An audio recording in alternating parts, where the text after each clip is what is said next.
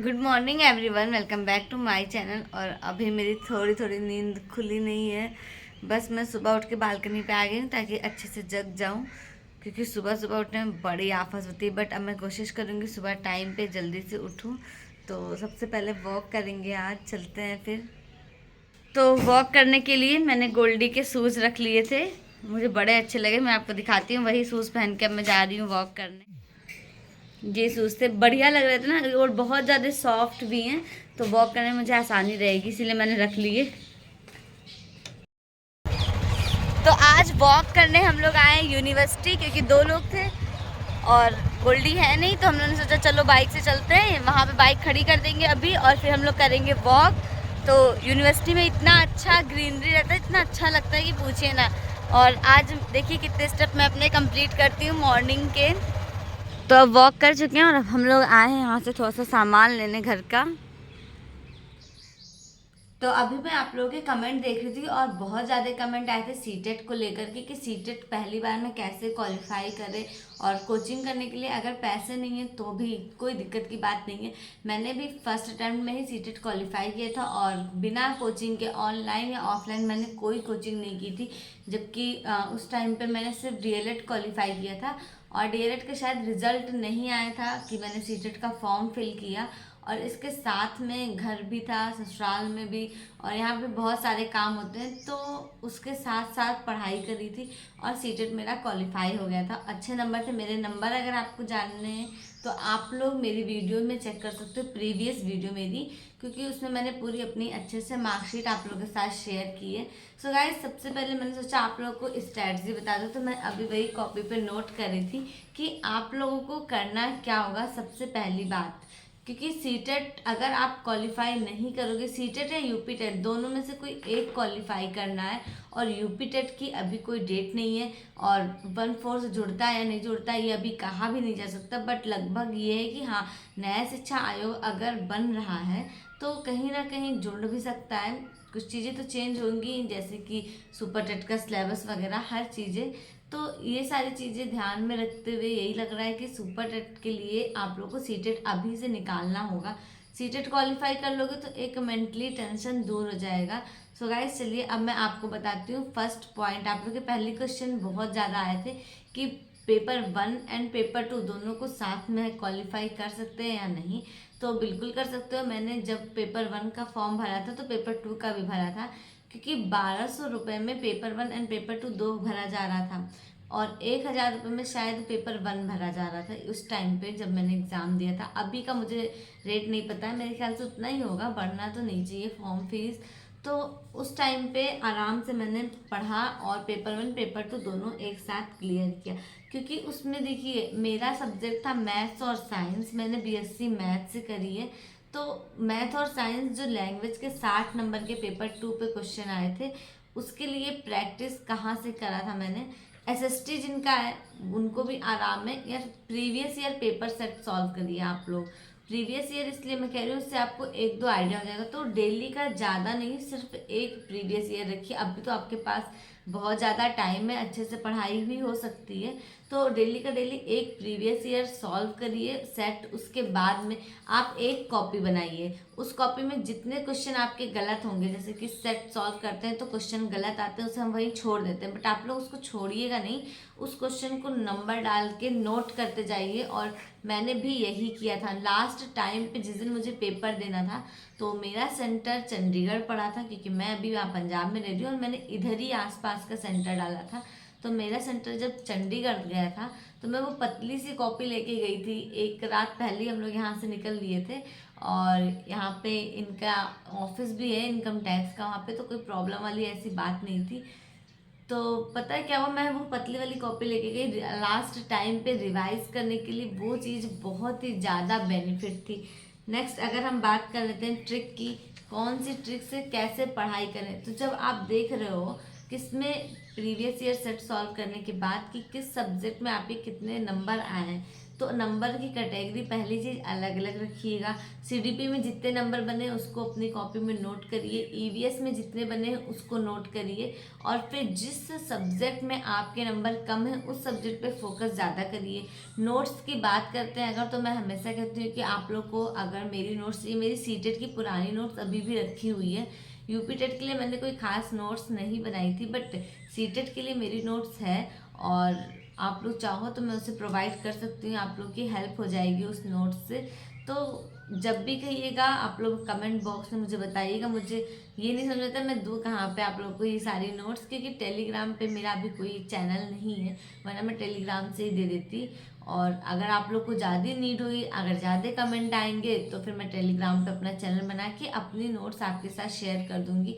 तो जो वो पतले वाले क्वेश्चंस होते हैं ना, मतलब एक एक लाइन के, वो बहुत ज़्यादा हेल्पफुल होते हैं। इसके साथ में आप लोग ऑनलाइन कोई भी क्लास मत लीजिए, मैं यही कहूँगी, लेना हो तो ले लो, बट पैसे फर्जी फूकने की जगह आप कहीं अच्छी जगह उसको लगा दो, क्योंकि बिना कोचिंग के भी आप सीटेट क्वालिफाई कर सकते हो।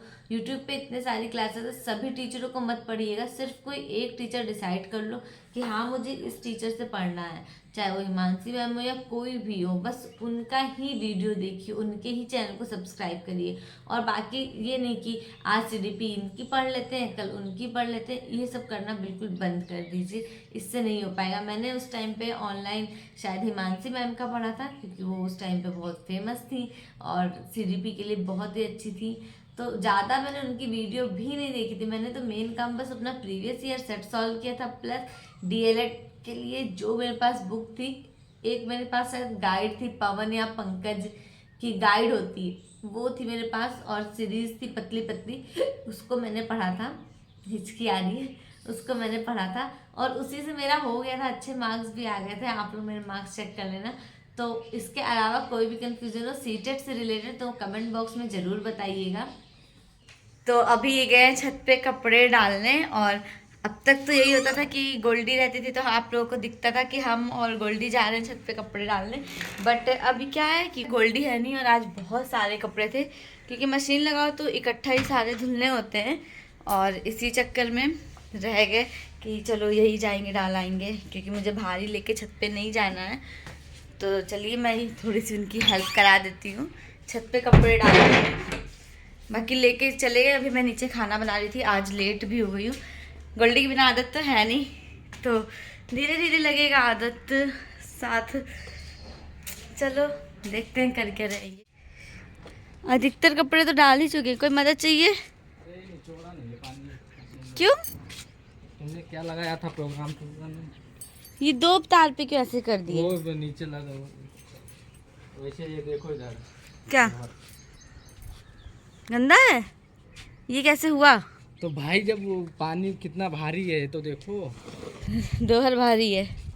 दोहर नहीं, वो पानी नहीं छोड़ा ना। कोई नहीं, टंकी के पानी से उसको साफ कर देंगे, और क्या। नहीं, वो जो गंदा लग गया काला काला, ठीक है। अरे ये कैसे आ रहे हैं इतनी धूप में? कैसा लग रहा है कपड़े डाल के? अरे छोड़ो, ये वीडियो में मत डालना, यही पड़ेगा। नहीं अब नहीं बेटा। धूप बहुत तेज है। हाँ धूप तो सच में बहुत तेज है। और अब तक गोल्डी पहुंच भी गई होगी और दाल सीटी दे चुका है, तो गैस में बंद कर देती हूँ। और भिंडी की सब्जी बन गई है, अब बस मुझे चावल चढ़ाना है, तो ये जा रहे हैं अपना नहाने, तब तक चावल बन जाएगा, फिर सलाद वलाद काट के खाना खाएंगे हम लोग। सो गाइस अभी बहुत अच्छा मौसम हो गया है, और पूछिए मत इतने अच्छे बादल चल रहे हैं। और ये यहाँ पे ऐसे दिखाइए अपना चेहरा, ऐसे थोड़ा बहुत हाथ हिलाइए, बस इतना ही। बैठ के अपना कॉपी किताब में कुछ कर रहे थे, वैसे पढ़ नहीं रहे हैं, बुक वगैरह अपनी सेलेक्ट कर रहे थे। शायद आरो का एग्जाम कब है? अभी कोई एग्जाम नहीं है इनके। बादल गरज रहे हैं, आप लोग देख सकते हो। और ऐसे मौसम में मेरा मन कर रहा है बाहर कहीं घूमने जाने का, बट जा नहीं रही हूँ मैं, क्योंकि नहीं जा सकती। आप लोगों को पता है, वैसे जाऊंगी तो ज्यादा अच्छा रहेगा अगर बाहर कोई घुमाने ले जाए, है ना? क्या अरे इस मौसम में गरज रहा है, कहाँ बाहर जाओगी? क्या करे जाओ बादल। हम चौंकते नहीं, डरपोक थोड़ी है। और अभी लेटेस्ट कमेंट आया था मेरे बालों के लिए, जब मैं कंघी करती तो मुझे आप लोग के कमेंट ये वाले याद आ जाते हैं कि बालों के लिए क्या लगाएं। तो बालों के लिए आप लोग कमेंट बॉक्स में, सॉरी प्रीवियस वीडियो में जाके चेक कर सकते हो, वहां पे आपको मिल जाएगा। नहीं मिलता है अगर तो प्लेलिस्ट में चले जाना, सर्च कर लेना हेयर ग्रोथ के लिए, बहुत अच्छे से मैंने बता रखा है डिटेल में, तो वो आपको पता चल जाएगा।